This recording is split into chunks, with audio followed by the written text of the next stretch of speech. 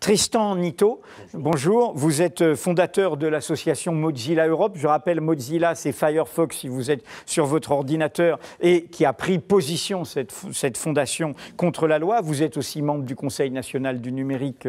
Benoît Thielin, son président, sera là. Et vous êtes signataire, je l'ai apporté là, de Ni Pigeon ni Espion, hein, qui est là. Et je l'ai apporté là, ça a dépensé du papier, pour montrer le nombre d'entreprises parce qu'elles ont toutes leur logo, qui ont signé, c'est-à-dire l'ampleur des entreprises, c'est-à-dire que ni pigeon ni espion, ça faisait allusion à une autre bataille qui peut partager les uns et les autres sur les questions, je crois, de fiscalité, mais le ni espion, c'est de montrer que le secteur, parce que c'est ce que dit ce texte montre que le secteur lui-même est concerné. C'est inefficace, dit ces textes, sur des acteurs du numérique français, c'est dangereux pour la croissance, nos clients internationaux perdront confiance dans nos entreprises numériques, les hébergeurs français se verront obligés de délocaliser leurs data centers, etc. C'est-à-dire, c'est un autre angle qui est qu'en fait, cette loi va aussi nuire au secteur qui est au cœur de l'actuelle révolution industrielle. Oui, tout à fait. En fait, après Mozilla, j'ai rejoint une jeune société, une start-up qui s'appelle Cozy Cloud, qui fait du cloud personnel. Et en plus, j'écris un livre sur la surveillance de masse, suite en fait à Edward Snowden, qui m'a, sans rien me dire, mais m'a encouragé, rien qu'avec ses révélations, à écrire sur le sujet. Et quand j'ai vu débarquer ce projet de loi, qui était vraiment comme une pierre dans mon jardin, j'ai été effaré et j'ai essayé de parler des aspects liberticides des boîtes noires, de la surveillance, et j'ai eu étonnamment peu de réactions, comme si la société française était anesthésiée par les attentats de janvier. Et j'ai dit, mais en plus, vous savez, c'est mauvais d'un point de vue économique. Et alors là, curieusement, comme les gens ont commencé à tendre l'oreille.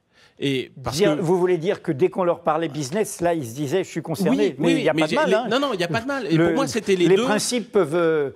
Il y a plein de voies pour aller au Seigneur. Hein. Voilà, exactement. Et du coup, j'ai plutôt opté pour la seconde. Et on a abordé donc la problématique des boîtes noires avec l'angle économique, en fait.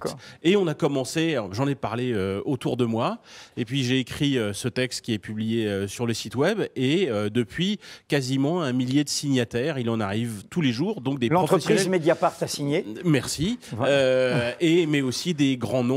On a eu l'INRIA, et bien sûr, on a eu les hébergeurs qui ont été les premiers, OVH, Gandhi, et donc des centaines d'autres derrière, et mes camarades membres du Conseil national du numérique ont signé aussi. Et la signature de Mediapart est là.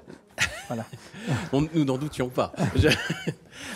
Et le problème, c'est qu'aujourd'hui, on transforme la France. C'est un premier pas vers l'État policier avec la surveillance.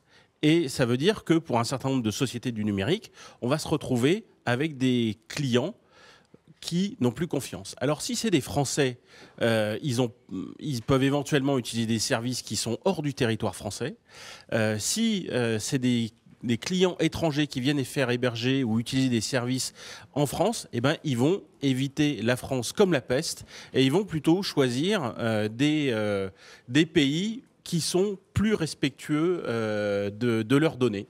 Parce que sur les data centers en France, ils savent qu'ils sont susceptibles d'être espionnés avec les boîtes noires. Et ça, ça veut dire que le relais de croissance qu'amène le numérique, on sait bien que la France a des difficultés économiques, comment est-ce qu'on peut faire une croix sur cette croissance qu'amène l'industrie du numérique, qui est quand même ce qui va peut-être sauver l'économie française, et qui représente, je crois, de l'ordre d'un quart de la croissance française. Est-ce qu'on est prêt à faire une croix là-dessus? Alors, question. Quand il y a eu la bataille sur les pigeons, vous avez été entendu.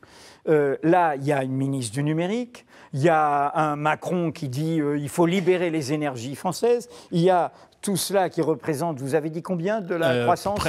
Un quart. Un quart de la croissance française, et ça ne bouge pas?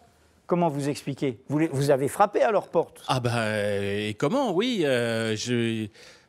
ils sont tenus, j'ai l'impression. On vient de voir une déclaration d'Axel Lemaire en faveur... La ministre du numérique. Oui, la ministre du numérique qui s'est positionnée en faveur du projet de loi, alors que nous,